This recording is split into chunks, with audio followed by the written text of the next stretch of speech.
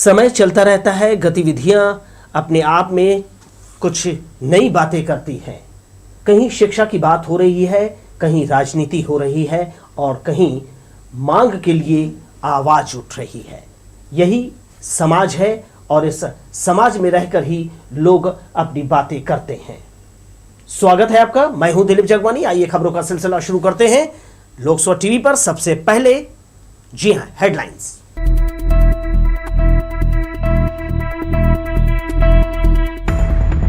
Apprentice युवाओं ने SCCL से मांगी नौकरी, प्रबंधन ने कहा मांग नियम से परे। नई शिक्षा नीति में स्कूल और विश्वविद्यालय के बीच समन्वय की आवश्यकता, कार्यशाला में शिक्षाविदों ने रखे विचार। खंड वर्षा ने किसानों की बढ़ाई चिंता, राज्य सरकार के निर्देश पर अफसर पहुंच रहे गांव। और हर घर तिरंगा अभियान को लेकर शहरवासियों में उत्साह, आरपीएफ ने भी लोगों को किया प्रेरित। आइए अब खबरों के विविध रंगों को विस्तार से देख लेते हैं। एससीसीएल की मनमानी के खिलाफ आईटीआई प्रशिक्षुओं ने शुक्रवार को एनएसयूआई के साथ मिलकर जमकर हल्ला बोला। नियमितीकरण की मांग को लेकर आईटीआई प्रशिक्षु 40 दिनों से आमरण अनशन पर हैं। एससीसीएल प्रबंधन के खिलाफ अब आरटीआई प्रशिक्षुओं ने सड़क पर उतरकर लड़ाई लड़ने का मन बना लिया है। शुक्रवार को एनएसयूआई के पदाधिकारियों और कार्यकर्ताओं की उपस्थिति में एससीसीएल मुख्यालय गेट पर विशाल धरना प्रदर्शन किया गया। यहां प्रबंधन के खिलाफ जमकर नारेबाजी की गई। आक्रोशित आरटीआई प्रशिक्षुओं का आरोप है कि एससीसीएल प्रबंधन ने उनसे 8 घंटे बिना वेतन के काम लिया। अब उन्हें बाहर का रास्ता दिखा दिया गया है। प्रबंधन के मनमाने रवैये से नाराज प्रदर्शनकारी नियमितीकरण की मांग करते हुए 40 दिनों से आमरण अनशन पर बैठे हुए हैं। पिछले 1.5 वर्ष से इस लड़ाई को हम लोग लड़ रहे हैं, जिसमें एससीसीएल प्रशासन मौन है और जिला प्रशासन का दुरुपयोग कर हम छात्रों को, हम अप्रेंटिस के साथियों को डराने की कोशिश की जा रही है, दबाव बनाया जा रहा है। लेकिन मैं इस एससीसीएल प्रशासन को बताना चाहता हूं कि जब तक हमारी मांग पूरी नहीं होगी तब तक ना हम झुकेंगे, ना हम डरेंगे और इस लड़ाई को निरंतर लड़ते रहेंगे। एससीसीएल प्रबंधन का कहना है कि उनके एक्ट में आईटीआई प्रशिक्षुओं के नियमितीकरण का कोई प्रावधान नहीं है। प्रदर्शनकारियों का कहना है कि उनके एक्ट से उन्हें कोई लेना देना नहीं है। उनको जिन नियम शर्तों के तहत काम पर लगाया गया था, उसी आधार पर उन्हें नियमित किया जाए। आज हमारे हड़ताल का 40वां दिन है। हम सभी भाई बहन 40 दिन से हड़ताल पर बैठे हुए हैं। प्रबंधन जो है हमारी मांगों को सुन नहीं रही है। एक्ट का हवाला दे करके वो कह रही है कि एक्ट में संशोधन हो गया है, एक्ट में सिर्फ ट्रेनिंग का प्रावधान है। पर हमारे साथ अन्याय हुआ है कि हम ट्रेनिंग ना करके, हमें ट्रेनिंग ना दे करके हमसे रोजगार जैसे कि जनरल मजदूर की तरह 8 घंटे की ड्यूटी लिया गया है। तो हमारी मांग यही है कि जैसे हम 8 घंटे रोजगार किया है वहाँ पर जनरल मजदूर की तरह, तो अभी भी हमें नियमितीकरण किया जाए करके। तो प्रबंधन हमें एक्ट का बार बार हवाला दे रही है और यहाँ हम सभी आमरण अनशन में बैठे हुए हैं। 40 दिन है आज हमारे हड़ताल का। प्रदर्शनकारियों का कहना है कि एससीसीएल प्रबंधन ने मजदूर की तरह उनसे काम लिया और अब जब नियमितीकरण की बात आई तो उन्हें बाहर कर दिया गया है। 40 दिनों से आमरण अनशन पर बैठे आईटीआई प्रशिक्षुओं का कहना है कि उनकी मांगे अगर पूरी नहीं की गई तो उग्र आंदोलन किया जाएगा। कैमरा पर्सन सतीश साहू के साथ आशीष मौर्य, लोकसभा टीवी, बिलासपुर। छत्तीसगढ़ शासन स्कूल शिक्षा विभाग द्वारा बिलासपुर जिले में 11 अंग्रेजी माध्यम और 1 हिंदी माध्यम के स्वामी आत्मानंद उत्कृष्ट विद्यालयों का संचालन किया जा रहा है। शासन की मंशा के अनुरूप जिले के 2 स्वामी आत्मानंद शेख गफ्फार विद्यालय तारबहार और स्वामी आत्मानंद अंग्रेजी माध्यम विद्यालय लाला लाजपत राय खपरगंज में इसी सत्र 2022-23 से नर्सरी की कक्षाएं प्रारंभ किए जाने की तैयारी की जा रही है। शहर में 2 स्वामी आत्मानंद अंग्रेजी नर्सरी कक्षा के लिए नर्सरी शिक्षकों की तलाश शुरू कर दी गई है। राज्य शासन के निर्देश पर जिला प्रशासन ने शहर के 2 स्कूलों में नर्सरी की पढ़ाई के लिए तैयारी शुरू कर दी है। जल्द ही इसका संचालन भी होने लगेगा। स्वामी आत्मानंद स्कूल चूँकि एक अलग शिक्षा का स्टैंडर्ड सेट कर रहे हैं, गरीबों तक अंग्रेजी शिक्षा की पहुँच पहुँचा रहे हैं, तो उनकी ये मंशा है कि जो प्री स्कूल होता है KG1 KG2 वो भी कुछ स्कूलों में चालू किया जाए। उसके अंतर्गत बिलासपुर में हमने ये देखा कि हमारे पास कौन कौन से स्कूल हैं जहाँ पे अधोसंरचना ऐसी है कि हम 11वीं से कक्षा 1 से 12वीं तक भी चला सकें, इसको छोड़ के नर्सरी भी चला सकें। वैसे 2 स्कूलों का चिन्हांकन किया गया है। हम कोशिश कर रहे हैं कि इस महीने के अंत तक वहाँ पर नर्सरी क्लासेस KG1 KG2 चालू कर सकें।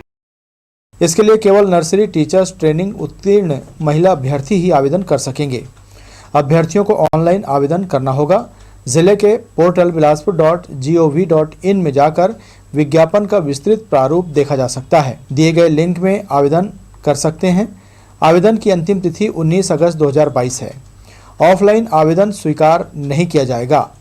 जिला शिक्षा अधिकारी डी के कौशिक के मुताबिक दोनों आत्मानंद उत्कृष्ट विद्यालयों में नर्सरी कक्षा का संचालन बिलासपुर जिला खनिज न्यास निधि के माध्यम से किया जाएगा। नर्सरी में प्रवेश के लिए 1 सितंबर 2022 से आवेदन लिया जाएगा, जिसमें 31 मई 2022 की स्थिति में 4.5 वर्ष से 5.5 वर्ष के बीच के आयु के बालक बालिकाएं पात्र होंगे। लोकसभा टीवी के लिए कैमरामैन जयेंद्र गोले के साथ इरशाद अली, बिलासपुर। त्योहारी सीजन में रेलवे ने एक बार फिर से यात्रियों को बड़ा झटका दिया है। रेलवे ने 68 ट्रेनों को रद्द कर दिया है। दक्षिण पूर्व मध्य रेलवे के नागपुर रेल मंडल के कन्हान रेलवे स्टेशन के यार्ड का आधुनिकीकरण और रीटा स्टील साइडिंग को जोड़ने नॉन इंटरलॉकिंग का कार्य किया जाएगा। इसके लिए 6 अगस्त से 14 अगस्त तक ये कार्य किया जाना है। 68 ट्रेनों को रद्द करने के अलावा इस काम के चलते बहुत सी ट्रेनें गंतव्य से पहले समाप्त की जाएंगी। 3 साल हो गए, जिला खेल परिसर अपने पुराने स्वरूप में नहीं लौटा है। इससे खिलाड़ियों को प्रैक्टिस करने भटकना पड़ रहा है। कोरोना संक्रमण की पाबंदियां हटाए जाने के बाद खेल मैदान समेत दूसरी सुविधाएं जुटाने करोड़ों का टेंडर हुआ था, लेकिन 2 साल हो गए, काम की गति कभी नहीं बढ़ी। बीते गर्मियों में मैदान का समतलीकरण कर इसके चारों नाली का निर्माण कराया गया। इससे पहले कि काम आगे बढ़ पाता, बारिश का मौसम आ गया। अब पूरे मैदान में गाजर घास ने कब्जा कर लिया है। इससे फुटबॉल खिलाड़ियों के लिए विकसित करने खेल विभाग की मंशा अब तक साकार नहीं हुई है। इधर देश में इन दिनों तिरंगे झंडे को फहराने को लेकर केंद्र और राज्य सरकार में होड़ मची है। प्रधानमंत्री नरेंद्र मोदी ने आजादी के अमृत महोत्सव के अंतर्गत हर घर तिरंगा अभियान के तहत राष्ट्रीय ध्वज फहराने की अपील की है। वहीं राज्य सरकार ने भी सप्ताह भर तिरंगा फहराने का आह्वान कर दिया है। प्रधानमंत्री की अपील को सफल बनाने भाजपा नेता और कार्यकर्ता इसमें जुट गए हैं। पूर्व मंत्री अमर अग्रवाल ने शुक्रवार को अपने निवास कार्यालय में शहर के सभी 6 मंडलों के पदाधिकारियों के साथ बैठक कर घर घर तिरंगा जो अभियान को सफल बनाने उनसे बातचीत की। साथ ही बिलासपुर विधानसभा क्षेत्र में 15 अगस्त को 75 सार्वजनिक स्थानों पर ध्वजारोहण कराए जाने की तैयारी की जा रही है। भारतीय जनता पार्टी के कार्यकर्ता हर बूथ के नागरिकों से आग्रह करेंगे कि वो अपने घर में तिरंगा लगाएं। कुछ लोगों को तिरंगा भी हम लोग भेंट करेंगे, उनके घरों में जाके लगाएंगे। और 15 अगस्त को बिलासपुर विधानसभा में 75 जगह सार्वजनिक ध्वजारोहण भी हम करेंगे। आज उसी के संबंध में आज बिलासपुर विधानसभा में 6 मंडल हैं, 6 मंडल की हमने बैठक की है और सारे कार्यकर्ताओं से आह्वान किया है कि वो हर नागरिक को प्रेरित करें, हर घर में तिरंगा को लहराएं और सार्वजनिक जो झंडा फहराने का कार्यक्रम है उसको सफल बनाएं। एनसीईआरटी के सहयोग से गुरु घासीदास सेंट्रल यूनिवर्सिटी में राष्ट्रीय पाठ्य चर्चा की रूपरेखा पर सिविल सोसाइटी समूहों के साथ परामर्श विषय पर कार्यशाला का आयोजन किया गया। महत्वपूर्ण आयोजन में शिक्षाविदों ने अपने विचार साझा किए। राष्ट्रीय शिक्षा नीति 2020 के क्रियान्वयन के लिए कई तरह के प्रयास और प्रयोग किए जा रहे हैं। कार्यशाला में विभिन्न विश्वविद्यालय से आए कुलपति, कुलसचिव और सामाजिक क्षेत्र से जुड़े सदस्यों ने शिक्षा को बेहतर बनाने अपने विचारों का आदान प्रदान किया। गुरु घासीदास केंद्रीय विश्वविद्यालय के रजत जयंती सभागार में आयोजित कार्यशाला में एनसीईआरटी के क्षेत्रीय शिक्षा बोर्ड के प्रिंसिपल प्रोफेसर जयदीप मंडल ने कहा, बच्चों को सर्वोत्तम शिक्षा देने प्राथमिक स्तर पर अच्छी किताबें और पढ़ाई के दूसरे स्रोत उपलब्ध कराना है। इसके लिए समाज में नागरिकों के समूहों से अपेक्षा है। Looking to all angles, including the midday meals and all that, even the textbooks, the good textbooks, we want to ensure that every child, whether be it a foundational or preparatory or middle or the secondary, every children should get the best books or the learning resources. And thus, our efforts would be that it is a collective efforts, and we want that with the help of the SC state curriculum framework and the national curriculum frameworks are under preparation, and we are taking the viewpoints, inputs of all the civil society groups so that this could be incorporated to give the best education of all the children of our country. विचारों में विद्यार्थियों का पढ़ाई अधूरा छोड़ना और school व college के बीच शैक्षणिक समन्वय में कमी उभर कर आया, जिसके निराकरण के सुझाव वक्ताओं ने रखे। विश्वविद्यालय स्तर पर और जो विद्यालय स्तर पर हम, चूँकि ये बच्चे स्कूल से जो आते हैं जो हायर एजुकेशन के लिए, जो उनकी अनेक समस्याएं होती हैं, जैसे स्कूल रेगुलर क्लासेस होते हैं जबकि विश्वविद्यालयों में रेगुलर क्लासेस नहीं होती, बच्चों की रेगुलर उपस्थिति नहीं होती, जिसकी वजह से प्रथम वर्ष के उच्च शिक्षा में आए हुए विद्यार्थियों का अधिक ड्रॉप आउट होता है। कार्यशाला में यह भी पाया गया कि विश्वविद्यालय में नियमित कक्षाएं और छात्रों की उपस्थिति नहीं होती, जिससे ये स्थिति बनती है। भाषाई मुद्दा और उसकी गुणवत्ता पर भी वक्ताओं ने विचार रखे, जिसमें ग्रामीण और शहरी दोनों तरह के विद्यार्थियों में इस समस्या को पाया गया। भाषागत त्रुटि से कई तरह की दिक्कतों का सामना करना पड़ता है। कार्यक्रम में विशेष रूप से गुरु घासीदास विश्वविद्यालय के कुलपति professor Alok Kumar Chakrawal, professor DR Ramesh बाबू, कार्यक्रम के समन्वयक प्रोफेसर PK वाजपेयी के अलावा विभिन्न विश्वविद्यालय के कुलपति, कुल सचिव और सम्मानीय सदस्य शामिल हुए। कैमरामैन जय साहू के साथ दिलीप जगवानी, लोकसभा टीवी, बिलासपुर। तारबहार थाना क्षेत्र में नाली निर्माण के दौरान एक भारी भरकम वृक्ष गिर जाने से इसमें दबकर मजदूर की मौत हो गई थी। शुक्रवार को मृतक का पोस्टमार्टम कराया गया, बाद में उसे परिजनों को सौंप दिया गया।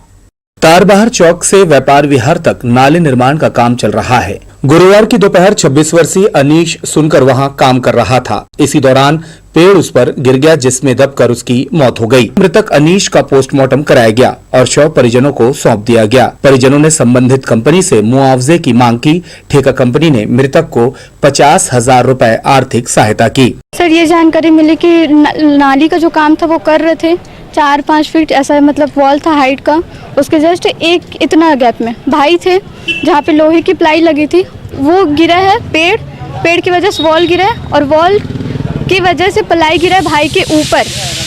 भाई सिर्फ इतने गैप में थे, वॉल अगर इतने का है, प्लाई इतने का है, लोगों का बोलना सिर्फ घुटना तक का दबा है।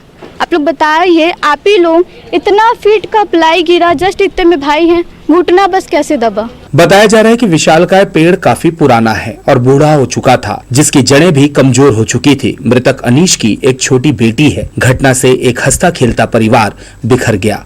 बहरहाल तारबहार पुलिस ने मर्ग कायम कर मामले की जांच कर रही है। कैमरा पर्सन सुशांत सिंह के साथ आशीष मौर्य, लोकसभा टीवी, बिलासपुर। चकरभाटा थाना क्षेत्र में चोरी की घटना थमने का नाम नहीं ले रही है। चोर बेखौफ होकर चोरी की घटना को अंजाम दे रहे हैं। हाईकोर्ट अधिवक्ता कक्ष के सामने रखा मोटरसाइकिल अज्ञात चोरों ने पार कर दिया। जानकारी के अनुसार कालीचरण लास्कर अधिवक्ता कक्ष में लिपिक के पद पर पदस्थ हैं। वे रोजाना की तरह अपनी मोटरसाइकिल को यहां खड़ा कर भीतर ऑफिस चले गए। जब वे बाहर आए तो उन्हें अपना मोटरसाइकिल उस जगह पर नहीं मिला, वो गायब था। काफी तलाश के बाद उन्हें बाइक नहीं मिला। वाहन मालिक ने मामले की शिकायत चकरभाटा थाने में दर्ज करा दी है। तिफरा यदुनंदन नगर स्थित गर्ग कॉलोनी में पिछले 15 दिनों से एक कोयला व्यापारी के घर में अप्रिय घटनाएं हो रही है। हाल ही में उनके घर में लगा ग्लास किसी ने तोड़ दिया। वहीं बीती रात घर के मुख्य द्वार पर किसी शरारती तत्व ने आग लगा दी। इससे पूरा परिवार दहशत में है। घटना किसने अंजाम दिया, ये सीसीटीवी कैमरे में कैद है। परिवार वालों ने शहर के ही एक कोयला व्यापारी पर संदेह जताया है, जिसकी रिपोर्ट सिरगिटी थाने में दर्ज करा दी गई है। आज से 1 महीना पहले आपको धमकियां फोन से मिली थी। रामजी सिंह के द्वारा रामी जी खुद किए थे कि मेरे बच्चे को, परिवार को तुम्हारा मार का हाथ पैर तुड़वा देंगे। तो फिर हम चुपचाप लगे कि ऐसे किए होंगे। फिर उसके बाद मेरा 15 दिन पहले कांच तुड़वाए, वही तुड़वाए रामी जी ने। फिर आज वही राम जी, अजय, बबलू और आपको राजू, तीनों बच्चे उनके सब लोग मिलकर राम जी ही करवा रहे मेरे घर में आग लगाने, जान से धमकी मारने का हमेशा एनी टाइम देते। अब उनसे पकड़ेंगे तो पूछेंगे, वही पता चलेगा कि क्या उनकी दुश्मनागत मेरे से है। मेरे को तो कोई दुश्मनागत नहीं है, पर हमको धमकियां मिली है तो हमको पता चला कि मेरा दुश्मन हो। 1 महीने के भीतर 3 अलग अलग थाना क्षेत्रों से 4 नग मोबाइल लूटने वाले आरोपी को तारबहार पुलिस ने गिरफ्तार किया है। पकड़ा गया आरोपी अनिकेत गुप्ता कतियापारा का रहने वाला है। पुलिस ने आरोपी से लूटे गए मोबाइल जो है जब्त कर लिया है। वहीं एक अन्य मामले में पुलिस ने नाबालिग को गिरफ्तार किया है, जिसने सिविल लाइन थाना क्षेत्र के कुन्हेर गार्डन के पास युवक से बैग लूट लिया था। दोनों ही मामलों में पुलिस ने कार्यवाही की है।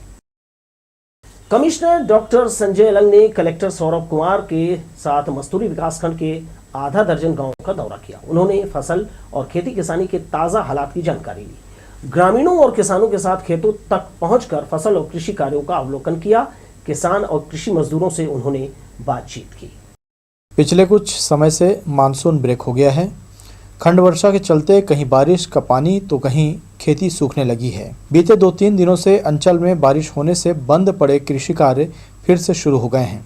फिर भी गांव में ऊपरी क्षेत्र में पानी की कमी के कारण खेत सूख रहे हैं। कमिश्नर और कलेक्टर ने मस्तूरी के ग्राम पेंड्री, रिजदा, हिर्री, देवगांव, खुड़ूभाटा और पाराघाट सहित कई गांवों का सघन दौरा किया। संभाग आयुक्त महोदय के साथ एवं जो जल संसाधन विभाग के अधिकारी होते हैं और कृषि विभाग के अधिकारी होते हैं, उनके साथ मस्तूरी क्षेत्र में जो हमको जानकारी मिली थी कि थोड़ी बहुत फसल थोड़ा सूखने का, प्रभावित होने टाइप की जानकारी मिली थी, तो उसका नजरी आकलन करने की दृष्टि से निकले थे। अपन करीब 4 से 5 गाँव गए थे, फसल देखा और हमारी जो संभाग स्तरीय जिला जल उपयोगिता समिति होती है उसकी मीटिंग कराई।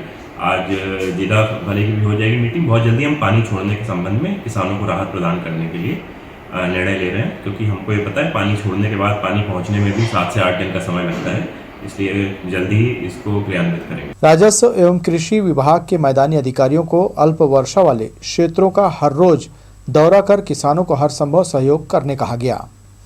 राज्य शासन की मंशा के अनुरूप नजरी अनावारी तैयार करने के भी निर्देश दिए गए हैं।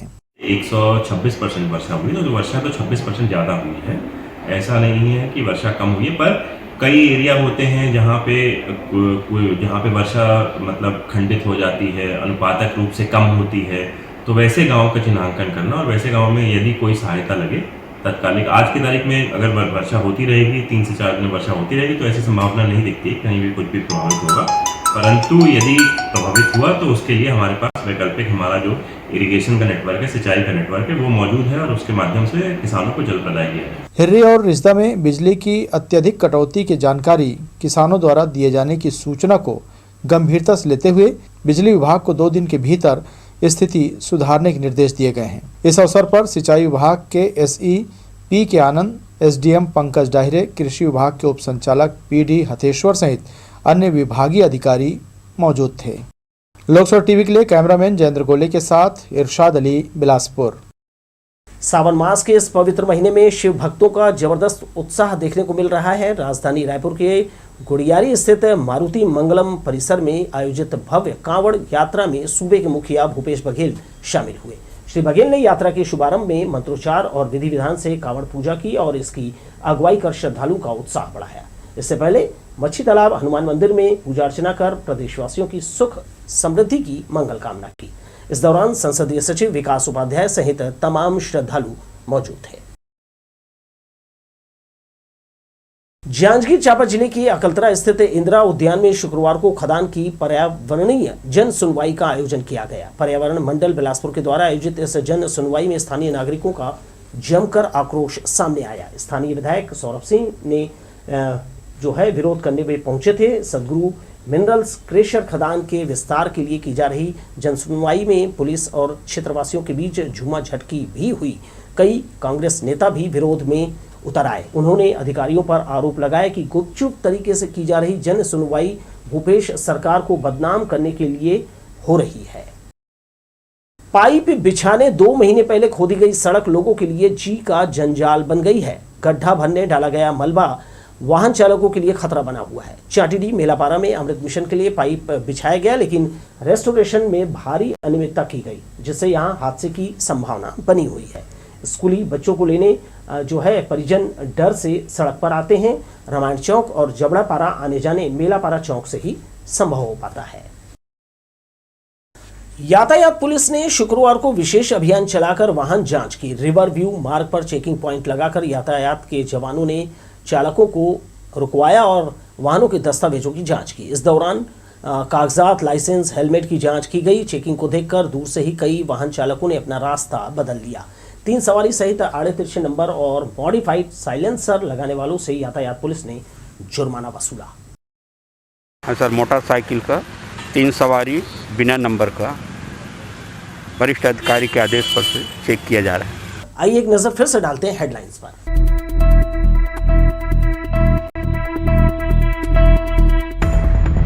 अप्रेंटिस युवाओं ने एससीसीएल से मांगी नौकरी, प्रबंधन ने कहा मांग नियम से परे। नई शिक्षा नीति में स्कूल और विश्वविद्यालय के बीच समन्वय की आवश्यकता, कार्यशाला में शिक्षाविदों ने रखे विचार। खंड वर्षा ने किसानों की बढ़ाई चिंता, राज्य सरकार के निर्देश पर अफसर पहुंच रहे गांव। और हर घर तिरंगा अभियान को लेकर शहरवासियों में उत्साह, आरपीएफ ने भी लोगों को किया प्रेरित। तो ये थी हेडलाइंस, बढ़ते हैं खबरों में। आजादी के अमृत महोत्सव के तहत बिलासपुर रेल मंडल ने wall mounted LED display truck को रेलवे स्टेशन के लिए रवाना किया। इस गाड़ी में लगी एलईडी के माध्यम से स्टेशन के बाहर लोगों को देश की आज़ादी से जुड़े वीडियो दिखाए जा रहे हैं ताकि लोगों में देश प्रेम बरकरार रहे। इसके साथ ही रेलवे सुरक्षा बल आरपीएफ ने जो है उत्कृष्ट जो कार्य किए हैं और जागरूकता अभियान को दिखाकर व्यापक प्रचार प्रसार किया जा रहा है। गेट नंबर 2 के पास आरपीएफ के जवानों ने तिरंगा यात्रा भी निकाली। देश आजादी का 75वां अमृत महोत्सव मनाने को तैयार है। प्रधानमंत्री के आह्वान के बाद हर घर झंडा की धूम है। जिले के प्रधान डाकघर से अब तक 2100 तिरंगा झंडा बिका है। संभाग भर से लोग डाकघर पहुंचकर झंडा खरीद रहे हैं। डाक अधीक्षक ने बताया कि अमृत महोत्सव को लेकर युवाओं में खासा उत्साह देखा जा रहा है। गौरतलब है कि हर घर में राष्ट्रीय ध्वज फहराने सभी नागरिकों को प्रेरित किया जा रहा है। हर घर तिरंगा का जो अभियान है हमारा, उसमें डाकघर को झंडे सप्लाई हो रहे हैं और उसका सेल का काम भी चल रहा है, यहाँ से वितरित किया जा रहा है। तो वर्तमान में हमारे बिलासपुर संभाग को 9000 फ्लैग्स आए थे, जिसमें से करीबन 2100 अभी सेल आउट हो चुके हैं। और बीओ जो हमारे गांव में जो ब्रांच ऑफिसेज हैं, वहां तक हमने फ्लैग भेज दिए हैं और सभी से रिस्पांस अच्छा मिल रहा है। दक्षिण पूर्व मध्य रेलवे ने 10 ट्रेनों में अतिरिक्त कोच लगाने का निर्णय लिया है। चूंकि अभी त्योहारी सीजन है, लिहाजा अतिरिक्त कोच लगने से यात्रियों को मंजिल तक पहुंचने में किसी तरह की दिक्कत नहीं होगी। जिन ट्रेनों में रेलवे द्वारा अतिरिक्त कोच लगाए जा रहे हैं उनमें बिलासपुर इंदौर नर्मदा एक्सप्रेस एक अतिरिक्त स्लीपर कोच 1 सितंबर तक लगा रहेगा। इसके अलावा कोरबा इतवारी शिवनाथ एक्सप्रेस में एक अतिरिक्त स्लीपर कोच की सुविधा कोरबा से शुक्रवार से 31 अगस्त तक और इतवारी से 6 अगस्त से 1 सितंबर तक उपलब्ध रहेगी। रेलवे प्रशासन द्वारा यात्रियों की मांग और उनकी सुविधा के लिए गाड़ियों का परिचालन फिर से शुरू किया जा रहा है। रायपुर टिटलागढ़ और Raipur Junagadh road special passenger train का परिचालन प्रतिदिन किया जा रहा है। टिटलागढ़ रायपुर स्पेशल पैसेंजर 8 अगस्त से, रायपुर टिटलागढ़ स्पेशल पैसेंजर 9 अगस्त से, Raipur Junagadh road special passenger 22 अगस्त से, वहीं जूनागढ़ रायपुर स्पेशल पैसेंजर 23 अगस्त से पटरी पर दौड़ने लगेगी। चगरभाटा रेलवे स्टेशन के पास बेहोशी की हालत में मिले अज्ञात अधेड़ की सिम्स में उपचार के दौरान मौत हो गई। सिम्स चौकी के अनुसार 50 वर्षीय बुजुर्ग को डायल 112 के माध्यम से 22 जुलाई को सिम्स में उपचार के लिए भर्ती कराया गया था। पुलिस ने मामले में मर्ग कायम कर लिया है और आसपास संबंधित थानों को फोटो भेजकर मृतक की शिनाख्ती का प्रयास किया जा रहा है। फिलहाल शव सिम्स के मरचूरी में रखा हुआ है। तोरवा क्षेत्र में जुआ खेलने की सूचना मिलते ही पुलिस मौके पर पहुंची और गणेश नगर पानी टंकी के पास अलग अलग जुए के फड़ में पुलिस ने छापामार कार्यवाही की। इस दौरान 10 जुआरी पुलिस के हत्थे चढ़े। जुआरी बंटी राय, अभिषेक कुमार, राखल जाना, अंचल समुद्रे, यूसुफ खान, किशन, विपिन, राजेश साहू, राकेश यादव और शिव कुमार को गिरफ्तार किया गया है। इनसे 11,450 रुपए बरामद किया गया है। सभी के खिलाफ 13 जुआ एक्ट की कार्यवाही की गई है। शहर में बढ़ती चाकूबाजी की घटना को रोकने की कवायद एक बार फिर से शुरू कर दी गई है। सिविल लाइन पुलिस ने ऑनलाइन मंगाए जा रहे चाकू की खरीदी पर सख्ती बरतना शुरू कर दिया है। थाना क्षेत्र में मंगाए गए ऑनलाइन 7 चाकू पुलिस ने जब्त किया है। उसकी देन कमेटी की जानिब से सत्यम चौक के अंबेडकर स्कूल के पास तकरीर का आयोजन किया जा रहा है। मुहर्रम की पहली तारीख से तकरीर शुरू होकर 7 तारीख को इसका समापन होगा। तकरीर के चौथे दिन मौलाना शहनशाह आलम मिसबाही ने कहा कि मानवता को सबसे आगे रखना और उसका पहला दर्जा देना ही इस्लाम है। उन्होंने कहा कि पैगंबर इस्लाम के नवासे हज़रत इमाम हुसैन का जो मकाम मर्तबा खुदा और उनके रसूल के यहाँ है, वैसा रुतबा किसी पैगंबर के घर वालों को हासिल नहीं है। उन्होंने इस दौरान आपसी सद्भाव, प्रेम और भाईचारे की तरफ सभी का ध्यान खींचा। कमेटी के तत्वाधान में लगभग ये 42 साल से मुसलसल ये सुधार करबला का जो बयान है चले आ रहा है। और इसमें जो यूपी के देवरिया से आए हुए हैं, ये प्रोफेसर हैं, शहंशाह आलम साहब की यहाँ पे तकरीर हो रही है और आज 5वां दिन है तकरीर का। इसके साथ ही मस्तूरातों का यानी औरतों का भी जलसा भी हो रहा है। दोपहर 2:30 बजे से लेकर 5 बजे तक चलता है। वो रमजानी बाबा के दरगाह के मैदान में उनका भी हो रहा है। उसमें मैसर जहाँ जब बॉम्बे की हैं हलीमा, वो वहाँ पे आई हुई हैं, तो वहाँ पे औरतों का जलसा अलग हो रहा है, यहाँ पे जेंट्स लोगों का जलसा अलग हो रहा है। सिम्स की दीवारों में लगे वॉल टाइल्स अब गिरने लगे हैं। इससे कभी भी जनहानि हो सकती है। मुख्य द्वार से रोजाना सैकड़ों मरीज परिजन जो है जान हथेली पर लेकर गुजरते हैं। पुरानी हो चुकी दीवारें अब दरकने भी लगी है। साथ ही बरसाती पौधे बाहर झांक रहे हैं। सिम्स प्रबंधन को चाहिए कि बिल्डिंग मरम्मत का कार्य कराए ताकि होने वाली अप्रिय घटना को टाला जा सके। अब जैसा कि हम झंडा फहराने की अपील सुन रहे हैं और बहुत से लोग इसका अनुसरण करने तैयार हैं, आपको ये भी अब ख्याल रखना होगा कि हमारा जो तिरंगा झंडा है उसकी आन बान शान फहराने से तो बढ़ेगी, लेकिन उसका अपमान न होने पाए इसका विशेष ख्याल रखें। जब तक घर की छत पर यह लहराता रहेगा उसे आप जरूर देखिए, क्योंकि झंडा अगर खराब होता है तो उसे नहीं फहराया जाता है। इसकी जगह आप नया झंडा लगा लीजिए और समय पूरा होने के बाद आप इसे सुरक्षित उतार लीजिए। यही है देश के प्रति सच्चा सम्मान। दीजिए इस खबर के साथ और इस आपको मैसेज के साथ मुझे विदा। नमस्कार।